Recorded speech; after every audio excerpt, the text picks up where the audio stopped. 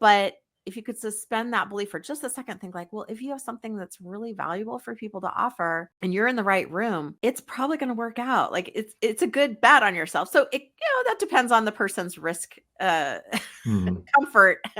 But I agree I with you find it completely. There's great. a lot of different ways of Yeah. making money. I always ask aspiring speakers, who makes more money? This speaker who gets $25,000 every speech, or this lawyer who speaks for free but picks up three clients who pay $100,000 a Yeah. year? So that's what I mean. Like, it's just like, instead of doing it how you think it's supposed to be done, this is where, and you would ask me earlier, like, what should we talk about that I don't usually talk about? And it's your intuition, your own inner guide. What feels right for you and why? And get really clear on that, because after you're done working with me, if someone works with me, they're on their own. They gotta, like, my goal is that you have a clear yes and a clear no, because you are constantly going to be berated with opportunities. And it's important to know, does this opportunity, is this a good opportunity for me? Or is this one I say, no, I don't think so. I'm going to pass on that because that's not in line with what I'm trying to do. And that goes Mhm. for paid speaking, speaking where you're waiving your fee, speaking where you might be, have an opportunity to pay for it. Like, you are the one who's paying. That might be a great opportunity for you as well, or not. This is where we all have to get really clear on our own yeses and nos. Of Alan Weiss's $1 Million Speaking, but it was written now, what, a quarter century ago. Your book is much more recent, and perhaps people should have both on their shelf. But tell us more specifically about how people get value from your book. Who is it designed to help right now? It's designed to help an entrepreneur or business owner, small business owner, who really feels called to speak and you want to use that model to grow your business. So, for example, you might be a coach or a consultant and you just get a lot of excitement out of speaking to an audience and maybe teaching them something or sharing something really valuable, but you're not really sure, how do you put that all together? How do you create that machine? And that's what who the book is for. Okay. Lisa, I want you to rip me apart now. I'm being very sincere. I want to tell you the advice I give to people. I think you're going to say something different. And I want you to tell me where I'm wrong. Everyone has strengths and weaknesses and certain biases. I've been speaking at some level or not professionally, whether it's hosting shows or whatever, since 1984. That's when I did my first training. So I've been at it a while. Went to the National Speakers Association in the early 90s, was president of the National Speakers Association New York chapter, I don't know, 15 years ago. So I've seen a lot of changes in the industry. So way back in the day, someone wanted to be a speaker. You said, okay, put together a one sheet, figure out what you want, mail it to every Rotary Club in your town, knock on doors, beg to speak for free, have some kind of freebie at the end to try to collect people's business cards, follow up with them and ask them if you can speak to their group. And over time, it can build and you can build a professional business.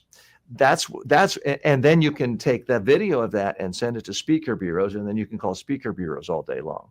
What I have told people in the last 7 years or so is that model's completely broken. The people I see who are most successful at speaking and everything else, the people who seem to have the most fun, speak in social media. They build significant followings. Doesn't have to be as large as Gary Vaynerchuk, but they figure out some core aspect, some niche, something they're passionate about. It could be on Twitter. It could be on LinkedIn, but they are creating content almost daily. They're creating video where people see them speak and they amass significant audiences. And that is the far and away the best way to get the phone to ring for you to call you. Gary Vaynerchuk does not have to cold call anyone to get a Right. speaking gig. Right. He's got to have someone just answer the phone to say no to the 99 out of 100 people who can't afford his $200,000 fee. So my advice is, if you want to be a professional speaker on the stage, speak every day in front of one of these, build a community, and then your own fans will want to recommend you, hire you. And the number one thing most conferences want these days is someone with some name ID who, if they announced Gary Vaynerchuk is speaking at our event, boom, another 500 people are willing to pay the $1,000 fee because they want to come hear you speak.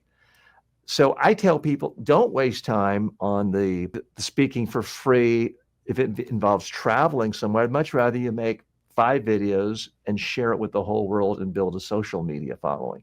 Don't waste time calling speaker bureaus. If you have to reach out to them, almost by definition, they don't want you for the most part. So that's what I tell aspiring speakers is there used to be a time when the only way to speak was to beg to talk to the Rotary Club. Now anyone can speak to the whole world. Mr. Beast speaks to hundreds of millions of people, and he doesn't have to knock on a speaker bureau or have some gatekeeper come after them. It's this whole concept of don't worry about the gatekeepers. Speak to an audience in the technology of the moment, which is not a live stage. It's a video camera. Then the gigs will come to you. I apologize. That's a very long question. I'm going to be quiet. And I want to hear from you why I'm wrong and what you think the better strategy is.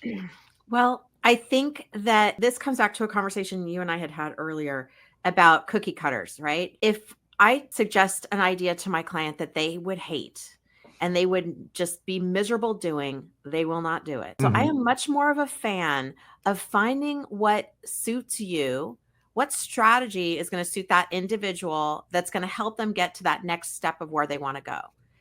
There might be people who heard your advice, which is working great for you because you're great on video and you love speaking. You've been doing it for so long, right? You're not at the beginning of your speaking career. So for you, you're like, well, rather than get on a plane, I want to build up my YouTube channel. I want to go live on all those platforms and I love speaking and I want to do it every day. That works perfectly for you.